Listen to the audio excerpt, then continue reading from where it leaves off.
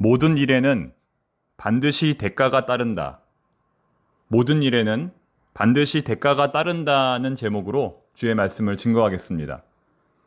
모든 일에는 반드시 대가가 따릅니다. 작은 물건을 하나 산다 하더라도 공짜로 살 수 없습니다.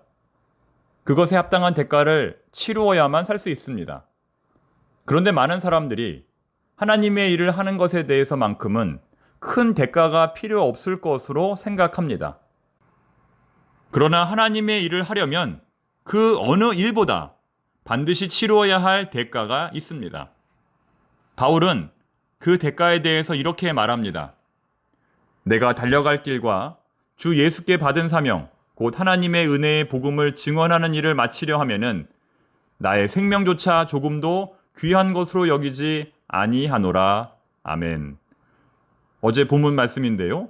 이처럼 바울은 하나님의 일을 하려면 값비싼 대가를 치루어야 한다고 말합니다. 쉽게 말해 하나님의 일을 하려면 목숨을 걸어야 한다는 것입니다. 바울은 이러한 사명과 결단의 말씀을 에베소 교회 목자들에게 전하고 있습니다.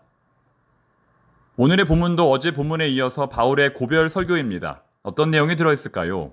첫 번째, 바울은 자신이 에베소에서 할 일을 다 했다고 말합니다. 바울은 자신이 에베소 교회에서 해야 할 일을 다 했다고 말합니다. 본문 26절, 27절 말씀입니다. 그러므로 오늘 여러분에게 증언하거니와 모든 사람의 피에 대하여 내가 깨끗하니 이는 내가 꺼리지 않고 하나님의 뜻을 다 여러분에게 전하였음이라.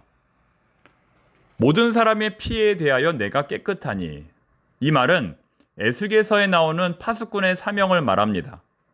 파수꾼이 자기의 사명을 다 완수했다는 것입니다.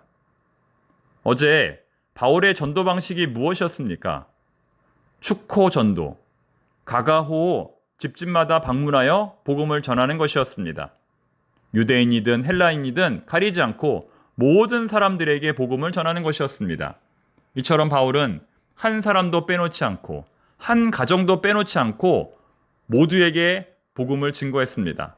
그 결과 바울은 이제 믿고 안 믿고는 그들에게 달려있고 자신은 해야 할 의무를 다했다고 말합니다. 자, 두 번째, 바울은 앞으로 에베소의 목회자들이 어떤 사명을 감당해야 하는지 가르쳐 줍니다. 그 내용이 28절부터 30절까지 기록되어 있습니다. 여러분은 자기를 위하여 또는 온 양떼를 위하여 삼가라.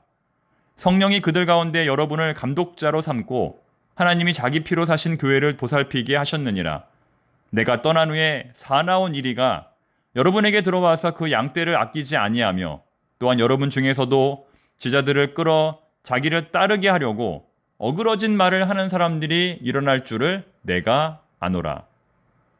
바울이 에베소 교회 목자들에게 요구하는 것은 목회자는 성도들을 돌보는 목자라는 것입니다. 목회자는 성도들을 돌보는 목자라는 것입니다. 양떼를 지키고 양떼를 보호하는 것이 목회자의 첫 번째 사명이라는 것입니다. 자, 그렇다면 무엇으로부터 양떼를 보호해야 할까요? 이 본문의 말씀에 따르면 사나운 이리들로부터 양떼를 보호해야 합니다. 사나운 이리들로부터. 사나운 이리란 거짓 선지자, 곧 이단 종교를 말합니다. 하나님의 복음을 왜곡시키고 거짓된 내용을 성도들에게 전달하는 자들로부터 양떼들을 보호하라는 것입니다.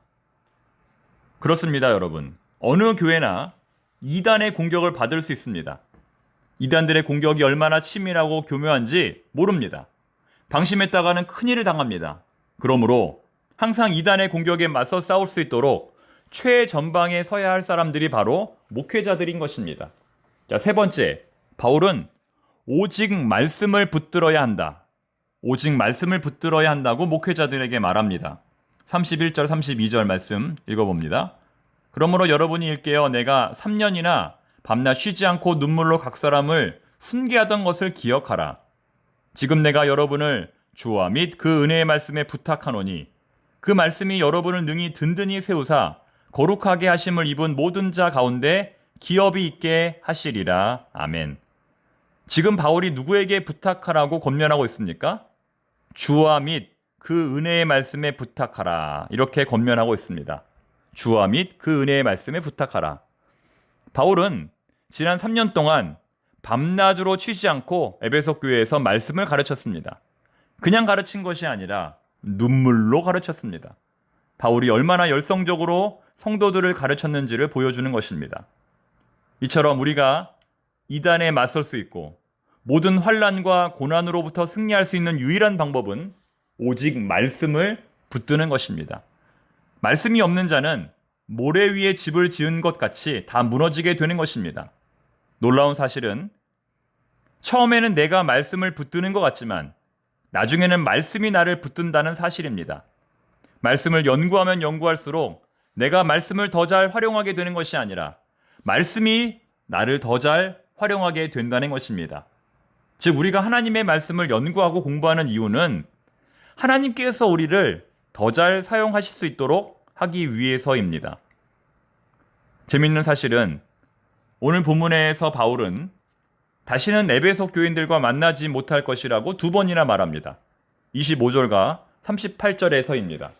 25절 보라 내가 여러분 중에 왕래하며 하나님의 나라를 전파하였으나 이제는 여러분이 다 내 얼굴을 다시 보지 못할 줄 아노라. 38절 다시 그 얼굴을 보지 못하리라 한 말로 말미암아 더욱 근심하고 배에까지 그를 전송하니라. 이렇게 바울은 2번이나 앞으로 우리가 다시는 만나지 못할 것이라고 말합니다. 그래서 더 열정적으로 설교하고 눈물을 흘리며 마지막 고별 인사를 나눕니다. 하지만 여러분, 정말 바울이 이 이후로 에베소 교인들과 못 만났을까요?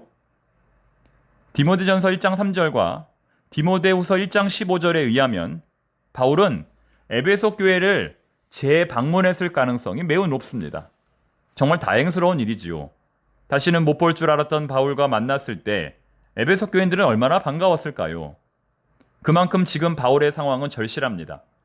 이제 예루살렘으로 올라가면 순교할 것이라고 그는 확신하고 있었던 것입니다. 하지만 실제적으로 바울은 이번이 아닌 10년 정도 후에 순교한 것으로 여겨집니다. 이처럼 마지막 때는 아무도 모르는 것입니다. 오늘 내용과 관련하여 빅터 프랭클의 죽음의 수용소에 나오는 내용의 일부를 읽어드리겠습니다. 한번 들어보시기 바랍니다. 시련은 운명과 죽음처럼 우리의 삶에 빼놓을 수 없는 한 부분이다. 시련과 죽음 없이 인간의 삶은 완성될 수 없다. 사람이 자기 운명과 그에 따르는 시련을 받아들이는 과정, 다시 말해 십자가를 짊어지고 나아가는 과정은 그 사람으로 하여금 자기 삶에 보다 깊은 의미를 부여할 수 있는 폭넓은 기회를 제공한다. 여러분, 쉽게 말하면 이런 것입니다. 인간이 똑같은 고난과 역경을 당해도 그것을 어떻게 해석하고 받아들이느냐는 본인의 선택이라는 것입니다.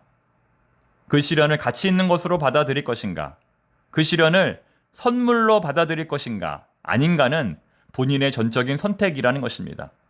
그 선택에 따라 인생은 용감하고 품이 있고 헌신적인 인생이 될 수도 있고 아니면 동물과 같은 인생이 될 수도 있는 것입니다. 여러분의 인생은 어떠합니까? 사랑하는 청파동의 교우 여러분, 무엇이 과연 하나님을 믿는 사람들의 인생일까요? 무엇이 과연 참된 믿음일까요? 어떠한 상황에서도 오직 예수 바라보며 인생을 기쁘게 살아가는 것, 미래에 대한 희망을 잃지 않는 것, 오늘부터 하나님 나라가 시작되는 것, 이것이 바로 믿음일 것입니다. 오늘도 주께서 청파동교회에 속한 모든 교우들의 가정과 삶을 안전하게 보호하여 주시기를 간절히 소망합니다. 기도하겠습니다.